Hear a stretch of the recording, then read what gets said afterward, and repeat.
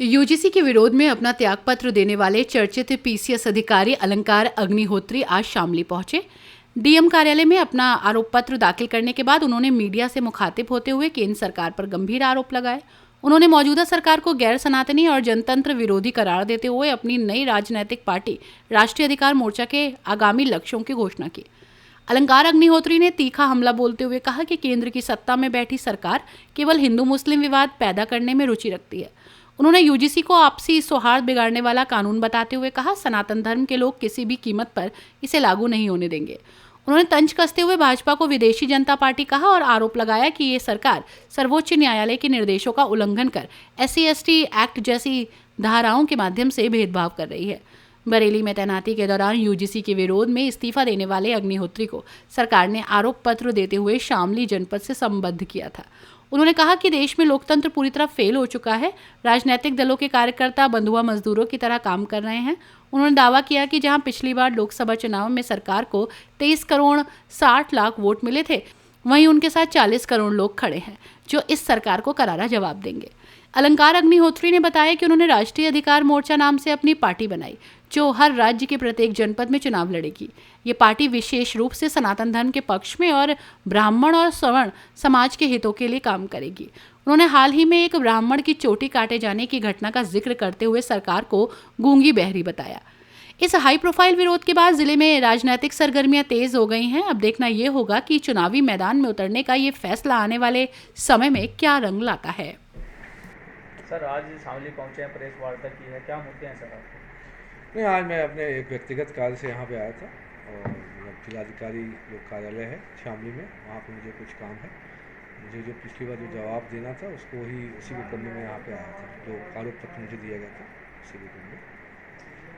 जो आरोप पत्र आपको मिला था वो शामली जनपद से आपने रिसीव किया था, क्या वो जिलाधिकारी को आज सौंप दिया गया है? नहीं, उस पर अभी मुझे एक्चुअली 1 महीने का समय और चाहिए। मेरे जितने अधिवक्तागण हैं, बार काउंसिल का चुनाव चल रहा है, वो सब व्यस्त हैं, होली के कारण जो है अभी जवाब बन नहीं पाया। तो 1 महीने का समय, अतिरिक्त समय मांगा, तो जैसे ही हमारे अधिवक्तागण हैं वो जवाब तैयार कर देंगे, उसको सबमिट कर देंगे। सर, आप शामली पहुंचे, आपने सुना है कि आपने एक अपनी पार्टी का भी गठन किया है, तो क्या मुद्दे हैं उसमें आपके? नहीं, ये अपनी पार्टी नहीं, आपकी अपनी पार्टी है, क्योंकि समाज में आप देख रहे हैं, देश में केंद्र सरकार से लेकर जहाँ जहाँ पे भी सरकारें हैं, इस समय जनतंत्र विफल हो चुका है। जनता की आवाज़ सुनाने के लिए जैसे यूजीसी है, रेगुलेशन 2026, SC/ST एक्ट है, देश की जो अब साहसी लड़की की रुचि तिवारी का प्रकरण जो हुआ, आप देख रहे हैं देश की आवाज़ उठाने वाला कोई व्यक्ति नहीं बचा हुआ है। जो जितने तथाकथित जनप्रतिनिधि हैं वो एक तरीके से बंधुआ मजदूर के रूप में दिल्ली द्वारा संचालित हैं। कोई भी अब आपका आवाज़ सुनने के लिए नहीं है। तो हम लोग को स्वयं एक राजनीतिक विकल्प के रूप में हम लोग स्वयं स्थापित हो रहे हैं। एक और आपको बात बताना चाहूँगा कि देश में जो पिछला लोकसभा चुनाव हुआ था, सिर्फ 23 करोड़ 60 लाख लोगों ने मिलकर केंद्र सरकार में जो विदेशी जनता पार्टी की सरकार बनाई थी, हम लोग तो अभी 40 करोड़ लोग अब एकत्र हो चुके हैं, सब एक पटल पे हैं। और देखा जाए, मैं तो कहता हूँ जो वोटर अगर हटा दें तो 70 करोड़ जनसंख्या अब हमारे साथ है। उसका अगर वोट परसेंट अगर 60% EP रेशियो होता है, तो हम लोग 40 करोड़ जो जनता है वो अब हमारे साथ खड़ी हुई है। हम लोग जो भी संवैधानिक व्यवस्था के अंतर्गत जहाँ जहाँ भी चुनाव होंगे, हम वहाँ पर अपनी सरकार बनाने जा रहे हैं। अभी आपने दिल्ली की रुचि तिवारी का जिक्र किया है, वहाँ की जो पार्टी अगर कही जाए बीजेपी की पार्टी है, महिलाओं की बात करती है सुरक्षा के लेकर के, वहाँ की मुख्यमंत्री भी महिला है। नहीं, उनको देखिए, देश ये विदेशी जनता पार्टी की सरकार है और गैर सनातनी सरकार है। इसमें सिर्फ इसको अगर हिंदू मुस्लिम कोई विवाद पैदा करना होता तो उस पर रुचि लेती। इसके अतिरिक्त इनका कोई काम नहीं है। ये ध्रुवीकरण की राजनीति पे काम करते हैं। अभी जो ध्रुवीकरण की राजनीति करने के लिए यूजीसी रेगुलेशन लाया, जिसमें देश में जनरल OBC जनरल SC/ST को लड़ाने के लिए लाए हैं। ये गैर सनातनी सरकार है। आप देखिए, SC/ST एक्ट लेके आए हैं। ये जब 2018 में जो माननीय सुप्रीम कोर्ट का जो डायरेक्शन था, सुभाष काशीनाथ महाजन वर्सेस स्टेट ऑफ महाराष्ट्र 2018 का जो निर्णय था माननीय सुप्रीम कोर्ट का, तो उन्होंने स्वयं माना कि ये जो SC/ST एक्ट है जनरल और OBC के मूल अधिकारियों का हनन करता है।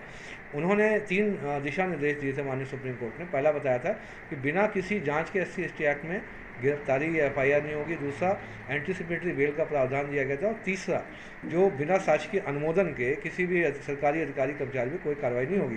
लेकिन देश की गैर सनातनी, गैर हिंदू और हिंदू द्रोही सरकार थी, सनातन द्रोही सरकार थी, जिसने, आप सोचिए, जो 85% राम और कृष्ण को मानने वाले, हिंदू देवी देवताओं को मानने वाले, ब्रह्मा विष्णु महेश को मानने वाली जनता जो थी, जो सामान्य वर्ग OBC वर्ग, उसके विरुद्ध जाके जो गैर सनातनी लोगों के साथ ये सरकार खड़ी हुई, जो हिंदू देवी देवताओं को नहीं मानते, उनको गाली देते हैं, रामकृष्ण भगवान को नहीं मानते हैं, गौरी गणपति को नहीं मानते हैं, कि ऐसे लोगों के साथ ये खड़ी हो गई। और इन्होंने बड़े जो एक षड्यंत्रकारी तरीके से सुप्रीम कोर्ट का कंटेम्प्ट करते हुए धारा 18A लाके जो तीनों दिशा निर्देश थे उसको निष्प्रभावी कर दिया। ये गैर सनातनी सरकार है, इसका अंत हो चुका है। आज की डेट में कोर वोटर हम लोगों के साथ खड़ा हुआ है। हमने अभी राष्ट्रीय अधिकार मोर्चा R.A.M राम स्थापित किया है, और हम जहाँ जहाँ संवैधानिक व्यवस्था हो गए हमने भी अनाउंस किया है। जल्दी इलेक्शन कमीशन में पार्टी के रजिस्ट्रेशन के लिए 10 दिन के अंदर हम लोग जा रहे हैं election commission of India, Bharat निर्वाचन आयोग के समक्ष जो डॉक्यूमेंट्स होते हैं प्रस्तुत करते हुए हम पार्टी रजिस्ट्रेशन के लिए जा रहे हैं। और देश के विभिन्न हिस्सों में जहाँ वैधानिक व्यवस्था और जो संवैधानिक व्यवस्था के तहत जहाँ चुनाव होते हैं हम चुनाव लड़ेंगे और सरकार में प्रतिवाद भी करेंगे। आपके रिजाइन देने का मुख्य कारण यूजीसी है या इससे पहले आपका मन बना हुआ था? नहीं, देखिए, कोई भी घटना एकदम से नहीं होती है। जब देश में सवर्णों के साथ अत्याचार हो रहा है, आपका जनप्रतिनिधि बचा नहीं है, जनतंत्र बचा नहीं है, तो धीरे धीरे जो है घड़ा भरता है।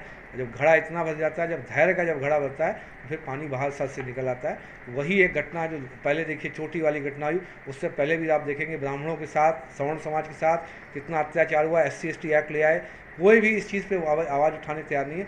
सिस्टम को रह के हम लोग एक कोड ऑफ कंडक्ट से बंधे होते हैं, उसमें हम लोग उतनी बातें नहीं कर सकते, इसलिए उस सिस्टम से बाहर हमें निकलना पड़ेगा। अब CM और PM दो हैं हमारे यहाँ पे, तो उनको किस एंगल से देखते हैं आप? नहीं, देखिए, इस समय तो डबल इंजन की सरकार जो बोलते हैं, डबल इंजन में ये फाइट चल रही है, इंजन में आगे कौन है। तो अभी तो यही लड़ाई चल रही है, इंजन में आगे कौन रहेगा। तो पहले इस लड़ाई से दोनों लोग अभी उबर लें, उसके बाद आगे देखते हैं। यूजीसी को लेकर के आपने इस्तीफा भी दे दिया, आप आज आरोप पत्र भी अपना दाखिल करने शामली पहुँचे। आगे की आपकी प्लानिंग क्या है इन फ्यूचर? प्लानिंग, हम देश में राष्ट्रव्यापी जो हमने राष्ट्रीय अधिकार मोर्चा स्थापित किया है, समस्त राज्यों में और अपने राज्य के समस्त जिलों में हम लोग अपने संगठन का विस्तार कर रहे हैं। जल्द ही आप देखेंगे हम लोग अभी पार्टी की सदस्यता के लिए भी ऑनलाइन और ऑफलाइन आवेदन स्वीकार करना चालू करेंगे और देश में आगे बढ़ेंगे। हम लोग आगे विभिन्न, मैं उत्तर प्रदेश राज्य में बड़े गर्व के साथ और बड़े धैर्य के साथ और कॉन्फिडेंस के साथ बोलने जा रहा हूँ, हम उत्तर प्रदेश राज्य में अपनी सरकार बनाने जा रहे हैं। सर, एक उन्माद की बात आपने की कि धार्मिक उन्माद फैला रही है सरकार। हाँ, देखिए, आप किस आधार पे सरकार को लेके आए थे? एक ही था, हिंदू मुस्लिम का ध्रुवीकरण। इसके अलावा आपके पास विकास, आप देख लीजिए कितना विकास हुआ। जल जीवन मिशन में देख लीजिए, पानी की टंकियाँ जो हैं फट जा रही हैं। आप कौन सा विकास हुआ है, जरा आप बताइए, आपको पता चल जाएगा कितने घोटाले हुए हैं, कितने भ्रष्टाचार हुए हैं। अपराध पे अंकुश नहीं लगा। अपराध पे अंकुश अगर लगा है तो राज्य सरकार की देन है। अब केंद्र सरकार ने क्या किया उस अपराध पे अंकुश लगाने के लिए? आपने बताया सर, एक टोपी वाले को घेर लेते हैं, उसके साथ आता नहीं, ये देखिए, इस समय फिर से जब से यूजीसी रेगुलेशन में पूरा देश जागृत हो चुका है, जब से केंद्र सरकार के अगेंस्ट गया है, तब से एक तरीके से जो धार्मिक इनकी IT से एक्टिव हुई है, फिर से पूरे देश में हिंदू मुस्लिम के अलग अलग कार्टून पोस्ट बनाकर ऐसा लग रहा है जैसे कि 2014 से पहले हम लोग जी नहीं रहे थे। अब ये एक प्रोपेगेंडा फैलाया जा रहा है कि मोदी अगर शाह चले गए तो देश में पता नहीं क्या हिंदुओं के साथ हो जाएगा। मोदी शाह अभी आए हैं और जैसे ये ज़िंदगी भर बने रहेंगे, आपके जाने के बाद जैसे ये सब मर जाएंगे। अब ये ऐसे प्रोपेगेंडा फैला रहे हैं और कितने वीडियो पोस्ट चल रहे हैं और कई कई इनकी IT cell, media cell active हो चुकी है, झूठी अफवाह फैला रहे हैं, झूठे नैरेटिव पोस्ट कर रहे हैं। इनका यही काम है, ये बैठ के बंद कमरों में नैरेटिव सेट करते हैं। इसके अलावा इनका कोई जनाधार नहीं है। अगर जनाधार होता, आप देखिए, इनका एक व्यक्ति यूजीसी रेगुलेशन पर नहीं बोल रहा है, SC/ST एक्ट में नहीं बोल रहा है, किसी महिला पे अपराध हो जाता है उस पर नहीं बोल रहा है। आप सोचिए, चोटी बड़ी घटना हुई शंकराचार्य जी के यहाँ, बटुक सिच की चोटी जो घसीट के उसे जमीन में घसीट के पीटा जा रहा है, कोई भी बोला है? आप बताइए। आप भी मिले थे शंकराचार्य? हम मिले थे, मुलाकात हुई थी आपकी?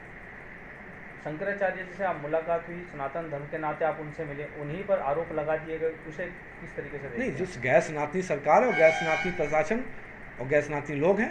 आप देखिए, उस जो हिस्ट्री शीटर है 25,000 का जो हिस्ट्री शीटर है, इनामी बदमाश है, जिससे गो तस्करी से लेके रेप से लेके संगीन, आप शामली, अब हम तो सही जगह बैठे हुए हैं, शामली से लेके मथुरा के गोविंद नगर थाने, गुरु गोविंद नगर थाना है, वहाँ तक अपराध दर्ज है। मैंने जब जैसे ही ये माननीय कोर्ट ने ऑर्डर किया था तो मैंने तुरंत अपना पोस्ट भी डाला था, एक वाइट भी दी थी कि माननीय सुप्रीम कोर्ट और हाई कोर्ट ये संज्ञान लें, क्या इनके जिस शिकायत करता है एक तथाकथित जो हिस्ट्री शीटर है, क्या उसके आपराधिक इतिहास का संज्ञान लिया गया है कि नहीं गया है। ऐसे व्यक्ति जो, अब आप देखिए, भागा भागा जो व्यक्ति है, जो हिस्ट्री शीटर घूम रहा है, कैमरे से बच रहा है, क्योंकि दूध का दूध देखिए, किसी भी व्यक्ति पे अनर्गल आरोप लगाने का साक्ष्य प्रस्तुत करना होता है। ऐसा नहीं होता है कोई 2 महीने पहले की घटना आप बता के 3 महीने बाद FIR कराने आएंगे।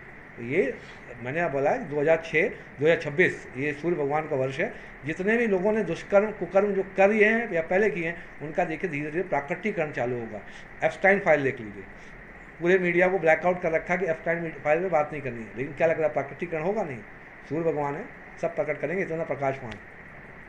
इस तरह का आरोप लगा देना जो सनातन धर्म के सबसे बड़े शंकराचार्य माने जाते हैं, तो ऐसे में आप क्या मानते हैं? क्योंकि आपकी मुलाकात भी है, इस बारे में थोड़ा डिस्कशन भी आपका हुआ नहीं, विनाश काले विपरीत बुद्धि, जो भी इसमें इन्वॉल्व हैं उनका विनाश अब तय है, उनका विनाश तय है। मैं फिर बोला हूँ, सूर्य भगवान का प्राकटीकरण तो मतलब जो वर्ष है, इसमें जितने भी कर्म दुष्कर्म कुकर्म जो लोग कर रहे हैं उनका प्राकटीकरण होगा, उनको दंड देगी। अब ये 2026 से आप देखेंगे प्रकृति दंड देना चालू करेगी ऐसे जो सनातन विरोधी लोगों को। अपनी राय हमें कमेंट बॉक्स में ज़रूर दें। ऐसे ही लेटेस्ट अपडेट्स के लिए हमारे चैनल रॉयल बुलेटिन को लाइक, शेयर और सब्सक्राइब करना ना भूलें।